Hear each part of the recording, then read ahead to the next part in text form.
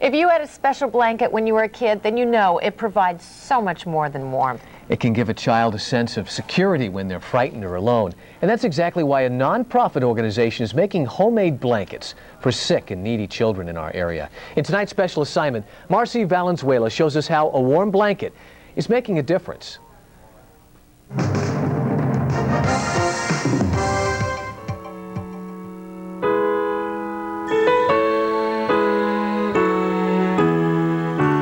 A young girl goes through intensive chemotherapy, and her security blanket helps pull her through. Her picture appears in a national magazine and touches so many hearts that Project Linus is born. It's a nonprofit group that believes homemade blankets are medicine for the soul. There's so many things for a sick child to feel insecure about, that anything, even if it just makes them feel comfortable for the moment, is more than worth it. Whenever children are in need of a hug, Project Linus wraps them in a blanket to show someone cares. Organizers know that, as with the Peanuts character, a blanket provides so much more than warmth. It's just that little bit of security and comfort they have. As coordinator for the Sacramento chapter, Claire Thompson has delivered hundreds of blankets to children with different needs. Children in hospitals, foster care, a Shriners Hospital, pretty much anything where children are going to be going through that kind of experience where they need something to hang on to. On this day, she's dropping off blankets at the Mustard Seed School for homeless children. Put it around me. 6-year-old Cherise Thomas gets to pick her own blanket and quickly wraps herself in it. It's a hot afternoon, but for now, she's not letting go the blanket. Because it's colorful and it got my favorite colors on. Which are your favorite colors? Pink and yellow. For children who have next to nothing, a blanket that no one can take from them means the world. I'll feel happy. I'll feel happy. It's a type of story that tugs at your heart, and there are many others like it.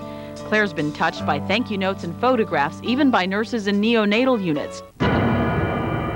But one of her favorite stories comes out of Littleton, Colorado, where Project Linus sent blankets to students following the Columbine massacre. The people there said, oh, you know, these are teenagers. They're not going to really want a blanket.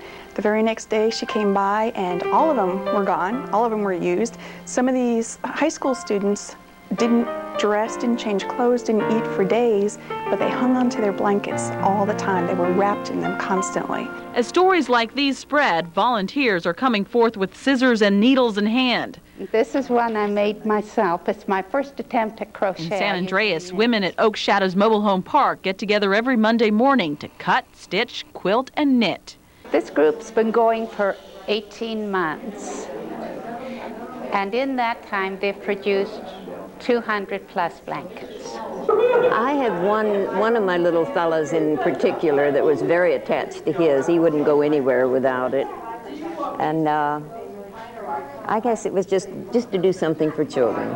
It's a joy. It's something that the blankets give back to us. It is so great to see the work and know that it's going to a need. In Stockton, Gina Hobbs has just started a Project Linus chapter and already has an impressive collection. From patchwork quilts to hand-painted blankets, many are works of art. A lot of these people who do this have a burden on their heart for children, sick children and hurt children. The blankets provide security when their parents aren't there, you know, make them feel better. And back in Sacramento, 13-year-old Marshall Thomas hopes to graduate to Eagle Scout by taking on Project Linus as his community service. His job? To sew special labels onto each blanket that is donated. The volunteers who make these blankets never get to meet the children who receive them, but these labels let them know they were made with love, especially for them. It's a small gesture that goes a long way in showing them they're not alone. Made with tender, loving care for Project Linus. Rita Ludke never dreamed she'd end up homeless, let alone as a single mother of 3. But as she sees the blankets that were given to her daughter Cherise and her 2 other children, she's moved to tears in knowing people care. Till I was out here myself, I thought very few people did.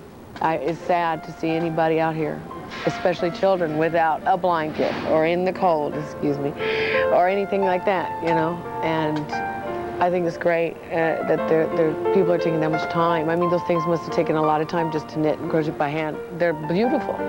As these children head back for the shelter with blankets in tow, it's hard to imagine who benefits most from Project Linus. There's been times we didn't have a blanket. Clearly, the blankets bring a sense of security to the children, but the volunteers feel good knowing they've made someone's life a little better. It makes me feel good because there's a lot of kids out there who need a lot, but a security blanket, it does a world of good for children. I don't think us as adults can understand that completely. On special assignment, Marcy Valenzuela, KOVR 13 News. Project Linus has more than 350 chapters around the world now, and they're always looking for more volunteers. If you'd like to help by making a blanket or even just donating materials for the blankets, you could contact the local chapter at this number, 916-366-9186, or you can visit our website. We're at KOVR13.com, and we'll get you more information. You don't realize how much warmth and security a blanket can give until you see one of those smiles on those kids' faces. Yeah. Amazing.